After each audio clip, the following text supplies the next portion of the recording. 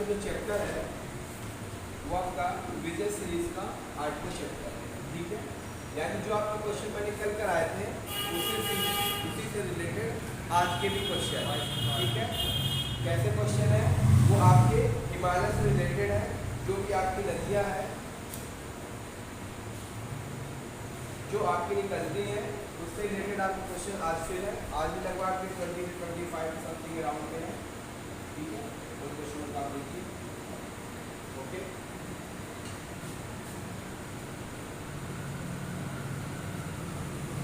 पहला क्वेश्चन है आपका, उत्तर पूर्वी भारत में बहने वाली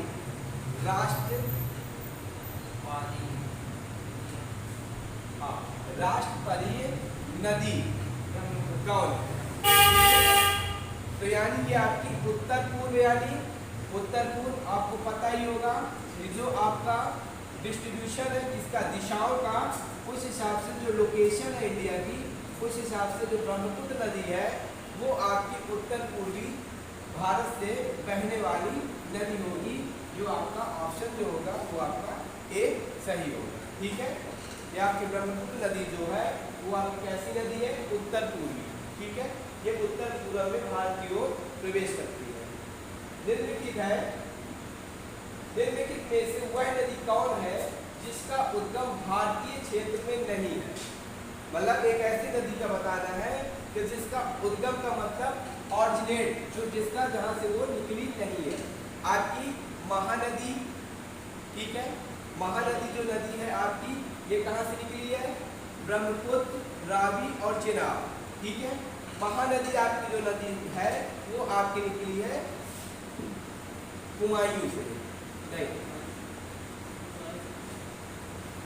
महानदी जो है आपकी वो निकली है छत्तीसगढ़। छत्तीसगढ़ में कैमूर पर्वतमाला है, वहां से आपकी नदी महानदी निकली हुई है, ठीक है। ब्रह्मपुत्र नदी, इसका जो ऑप्शन होगा वो आपका ऑप्शन होगा ब्रह्मपुत्र नदी। क्यों? क्योंकि ब्रह्मपुत्र नदी का जो उद्गम स्थल है वो आपके मानसरोवर से है, ठीक है। बाकी सब नदियाँ ये आपकी छत्तीसगढ़ से निकली है। आपकी रावी नदी हिमाचल प्रदेश से, कहाँ से? आपकी हिमाचल प्रदेश से रोहतांग दर्रे से, रोहतांग दर्रे से आपकी क्या करती है? प्रवेश करती है। कहाँ? हिमाचल में। दूसरा आपका चेनाब नदी, चेनाब नदी आपकी बड़ा लाचला दर्रा,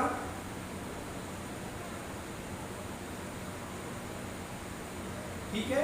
रावी रोहतांग दर्रे से, ये आपकी भारत की है। चेनाब नदी ये आपकी बड़ा लाचला दर्रे से भारत में प्रवेश करती है। और ये दोनों नदियां आपकी कहाँ है?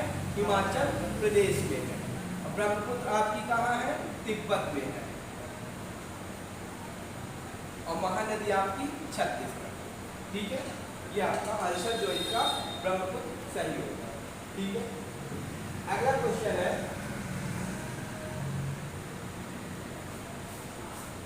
हिमालय में, ठीक है, ब्रह्मपुत्र नदी उदाहरण है, ठीक है। यानी जो हिमालय है, हिमालय में जो ब्रह्मपुत्र नदी है वो किसका उदाहरण है, ठीक है। ये आपके कुछ अपवाद तंत्र है आपके। पहला आपका अनुवर्ती, पूर्ववर्ती, परवर्ती, अध्यारोपी, ठीक है। तो इसमें से आपको समझ में नहीं आएगा, क्यों? क्योंकि ये इसका चैप्टर ही नहीं है, ठीक है। लेकिन ये जो आपका हिमालय का है वो आपकी पूर्ववर्ती अपवाह का है। क्यों है? इसका मैं थोड़ी सी बता दे रहा हूँ। होता क्या है कि पूर्ववर्ती अपवाह तंत्र वो तंत्र होता है जो आपकी ऊंचाई से कोई नदी निकलती है, ठीक है। निकलने के बाद क्या होता है? ऑरिजिनेट होने के बाद जब नदी में के स्थान पर पर्वत या पठार बन जाए, ठीक है, पर्वत या पठार बन जाए और वो नदी अपना मार्ग बदलती नहीं है, ठीक है। यानी उसी मार्ग में कंटिन्यू बहती रहती है।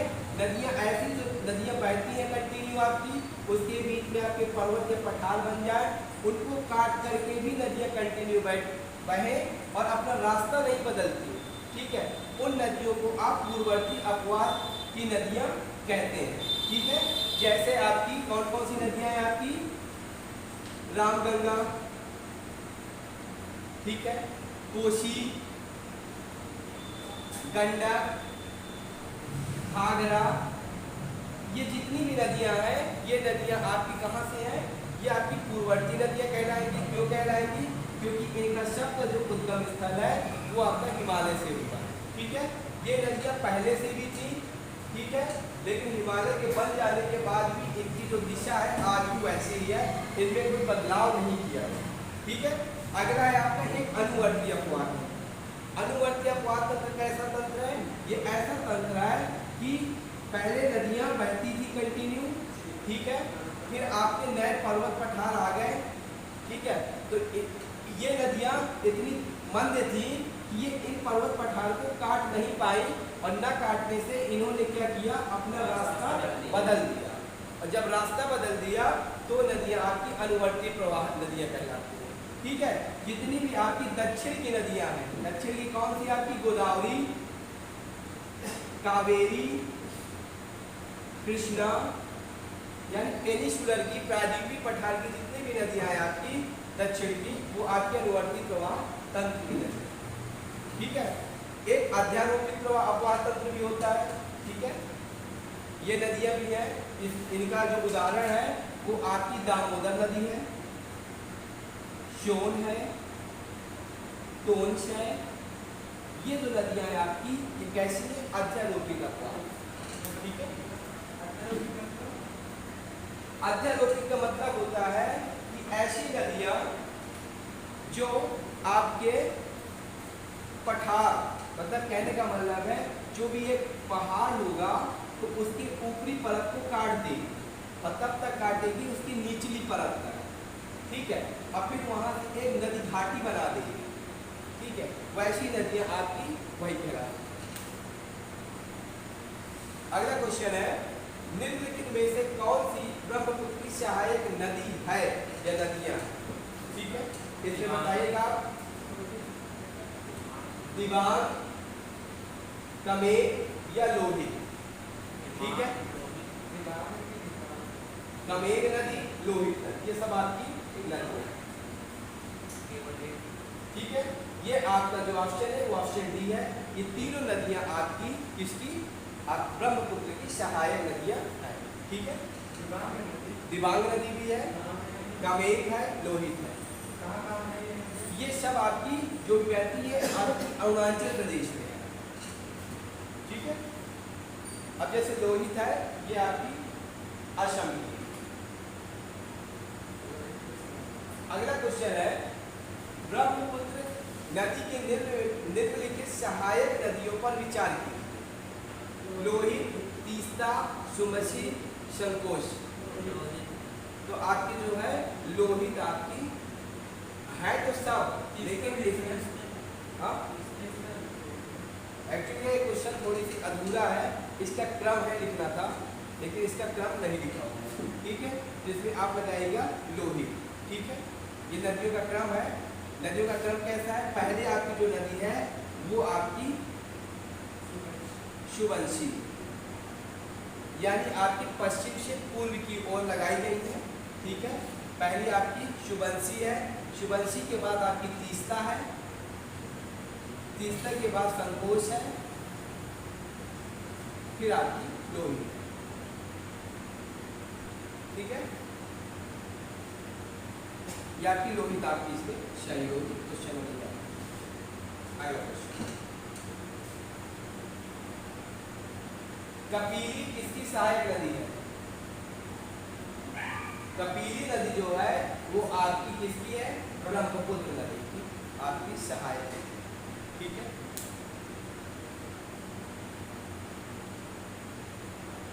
मानस नदी किस नदी की उपनदी है? मानस सबको पता है, मानस आपकी असम में बहती है, महानदी आपकी उड़ीसा और आपकी छत्तीसगढ़ में है, गोदावरी आपकी महाराष्ट्र में है, महाराष्ट्र कर्नाटक, कृष्णा आपकी कावेरी, कृष्णा जो आपकी कर्नाटक तमिलनाडु, तो आपका सीधा है कि ब्रह्मपुत्र, ठीक है। आंसर ये सर आपका ऑप्शन डी होगा, मानस। भारत के निम्नलिखित नदी बेसिनों में से किसकी वार्षिक उपलब्धि जलाब्धि अधिकतम है? ठीक है, तो भारत में जो आपका सबसे ज्यादा जल है वो आपका गंगा बेसिन है। ठीक है, गंगा बेसिन में सबसे ज्यादा जल की उपलब्धि है।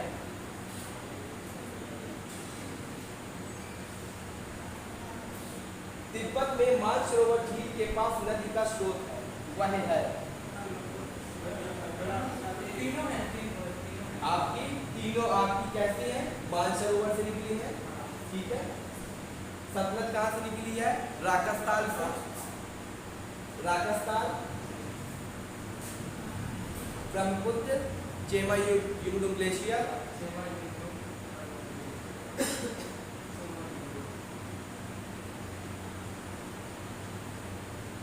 और सिंधु नदी आपकी मानसरोवर से निकली है, लेकिन ये इसका नाम मुझको नहीं आ रहा है।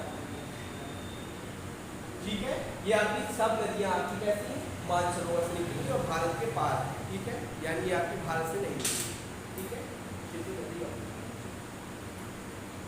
अगला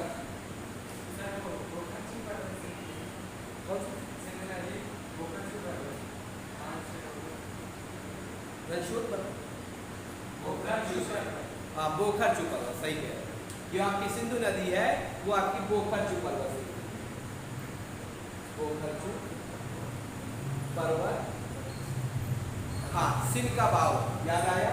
सिनका बाव, सिनका बाव, यहाँ से आपकी सिंधु नदी निकली हुई। ठीक है, अगला क्वेश्चन है आपका, गंगा और ब्रह्मपुत्र नदियों का उद्गम स्थान क्रमशः कहाँ स्थित? ठीक है, आपको बताना है कि गंगा का और ब्रह्मपुत्र नदी है उसका उद्गम स्थान क्रमशः कहाँ कहाँ स्थित? नेपाल, तिब्बत बिल्कुल नहीं है, तिब्बत में तो है लेकिन नेपाल में गंगा नहीं है। तिब्बत, सिक्किम, सिक्किम में भी नहीं है, ये आपका तिब्बत में है ब्रह्मपुत्र। उत्तर प्रदेश में आपकी गंगा है और तिब्बत में आपका ब्रह्मपुत्र है। तो आपका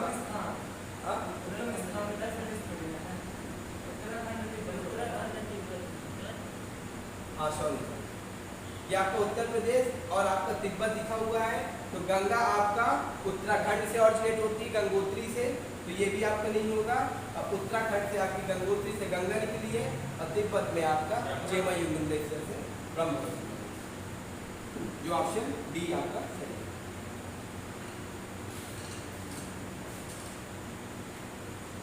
अगला है, मेघना निम्नलिखित में से किन दो नदियों की समृद्ध धारा है? ठीक है, मेघना नदी जो है आपकी गंगा यमुना की आपकी नहीं है संयुक्त धारा। गंगा और गोमती की ये बिल्कुल भी नहीं है। गंगा और सोन की ये भी नहीं है। गंगा और ब्रह्मपुत्र, क्यों? क्योंकि गंगा और ब्रह्मपुत्र की नदियां बांग्लादेश में प्रवेश करने से नाम चेंज कर लेती है और पद्मा और मेघना जमुना नाम से संगम होता है।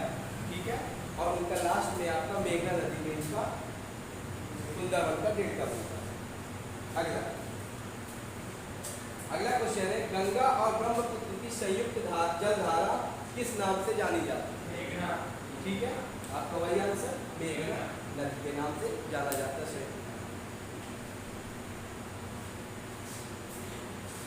विश्व का बृहत्तम डेल्टा निर्मित होता है, जो आपका डेल्टा हो विश्व का बृहत्तम। ठीक है, बृहत्तम मतलब सबसे बड़ा डेल्टा, मिसिसिपी मिसौरी द्वारा, गंगा ब्रह्मपुत्र द्वारा, यांगतीसी कांग द्वारा, वांगो द्वारा। गंगा ब्रह्मपुत्र द्वारा आपका विश्व का बृहत्तम डेल्टा निर्माण होता है। ठीक है, मिसिसिपी मिसौरी नदी जो है वो आपकी यूएसए की है, यांगतीसी कांग चाइना की है और वांगो ही आपकी चाइना की। ठीक है, इससे रिलेटेड एक क्वेश्चन और है, विश्व में सबसे बड़ा डेल्टा गंगा ब्रह्मपुत्र डेल्टा। ठीक है, गंगा ब्रह्मपुत्र का डेल्टा विश्व का सबसे बड़ा डेल्टा।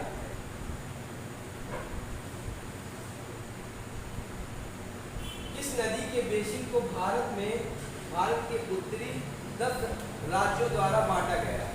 किस नदी बेसिन? ऐसा कौन सा नदी बेसिन है जिसमें आपका बेसिन का मतलब होता है, जैसे आपने सुना होगा वाश बेसिन, ठीक है। तो जो बेसिन शब्द है वो उसी से बना हुआ है। एक ऐसा क्षेत्र जहाँ पर आपका जल आपका भरा है उसे आपको बेसिन कहते हैं, ठीक है। तो भारत के उत्तरी 10 राज्यों द्वारा बांटा गया कौन सा है आपका गंगा, ठीक है। गंगा आपके 10 राज्यों से होकर के जाती है, ठीक है। हाँ, गंगा रिवर सिस्टम जब चलेगा आपका तो इसमें आपका यमुना चंबल ये सब आपका सिस्टम चलेगा, ये भी ध्यान देंगे। कोई ये नहीं कहेगा कि गंगा आपकी जाती है तो उत्तराखंड, उत्तर प्रदेश, फिर आपका बिहार, फिर हल्का सा आपका झारखंड, ठीक है, पश्चिम बंगाल, फिर आपकी बांग्लादेश, यानी आपके 5 ही तो राज्य हुए, 5 नहीं हुए, ठीक है। इसका आपका पंजाब में भी है, हरियाणा, दिल्ली है, राजस्थान, मध्य प्रदेश, ठीक है, इन जगहों पर भी इसको देख, छत्तीसगढ़, ये आपके 5 राज्य, ठीक है। ये पूरा आपका गंगा नदी तंत्र का बेसिन है जिसमें जमुना, चंबल, सोन सब आएंगे। अगला गंगा नदी उदाहरण है, फिर से आगे के ये आपका, हाँ जी, तो है गंगा नदी उदाहरण है किसका है, ये आपका मैंने पहले बताया था आपको, ठीक है। अनुवर्ती, पूर्ववर्ती, परवर्ती में बताया था। तो जो गंगा का ऑरिजिनेट पॉइंट है वो कहाँ का है, उत्तराखंड से है। उत्तराखंड से जो भी नदियाँ हैं तो उद्गम जो उनका हुआ है पूर्ववर्ती अपवाद वाला, क्यों, क्योंकि ये नदियाँ पहले से ही बह रही हैं, ठीक है।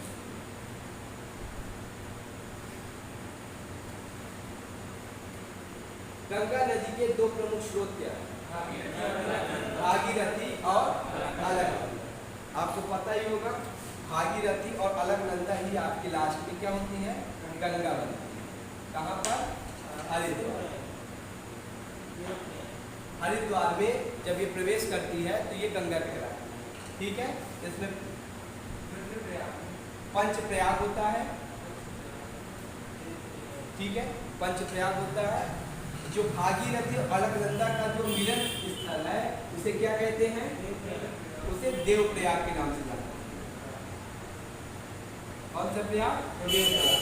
पहला आपका जो प्रयाग है वो कौन सा है, पहला आपका विष्णु प्रयाग है, दूसरा कर्ण की रुद्र, फिर दूसरा आपका नंद प्रयाग है, तीसरा आपका कर्ण प्रयाग है, चौथा आपका रुद्र प्रयाग है, पांचवा आपका देव प्रयाग। ये टोटल आपके प्रयाग जो है वो आपकी अलकनंदा से, ये अलकनंदा नदी पर बनते हैं। विष्णु प्रयाग किस नदी से बनता है, आपकी धौली गंगा या विष्णु गंगा, ठीक है।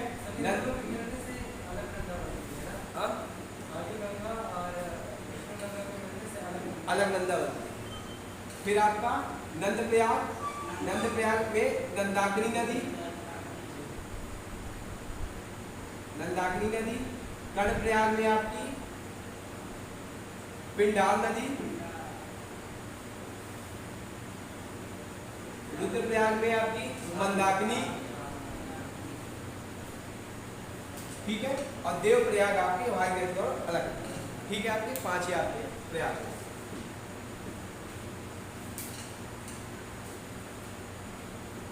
भागीरथी और अलकनंदा का संगम कहाँ पर है, ये आपका देव प्रयाग, ठीक है। ये सब आपको प्रयाग बता दिए। कहाँ पर भागीरथी और अलकनंदा नदी के मिलने से गंगा बनती है, देव प्रयाग में आपकी गंगा नदी के नाम से जानी जाती है। क्वेश्चन जरूर एक लग रहे होंगे लेकिन क्वेश्चन पढ़ते जाइएगा। गंगा नदी का अधिकांश भाग भारत के किस राज्य से होकर बहता है, उत्तराखंड, यूपी यानी उत्तर प्रदेश, ठीक है। अधिकांश भाग आपका, क्यों, क्योंकि गंगा आपकी उत्तर प्रदेश के 28 राज्यों से होकर जाती है, ठीक है, सबसे बड़ा। और बिहार, पंजाब में आपकी कम जाती है। गंगा नौगांव में है, ये आपने शब्द सुना होगा नौगांव, नौगम का मतलब होता है जहां पर आपके नाव या शिप चलती है। ठीक, इलाहाबाद और वाराणसी के बीच में नहीं है। ठीक, हरिद्वार और कानपुर के बीच में नहीं है। पटना और कलकत्ता के बीच में नहीं है। इलाहाबाद और हल्दिया के बीच में आपका कैसा है, नौगम में है। ठीक है, ये आपका जलाशय युद्ध वो चलते हैं, जलाशय चलते, शिप चलती है बड़ी बड़ी। ठीक है, जो आपकी जब सीमाएं बढ़ाई जाएंगी आपको, तो उसमें आपकी जब सड़क बढ़ाई जाएगी तो परिवहन में आपका सड़क होगा, तो सड़क के साथ साथ आपके नौकायन का भी बढ़ा जाएगा। ठीक है, जो आपके जुड़ते हैं, हल्दिया से हो गया, वाराणसी से हो गया, ये सब आपके शिपयार्ड है। और ये शिपयार्ड इसलिए बनाया जा रहा है क्योंकि रोडों में ट्रैफिक बहुत ज़्यादा हो गया है। ठीक है, इसलिए आपके नए नए शिपयार्ड बनाया जा रहा है।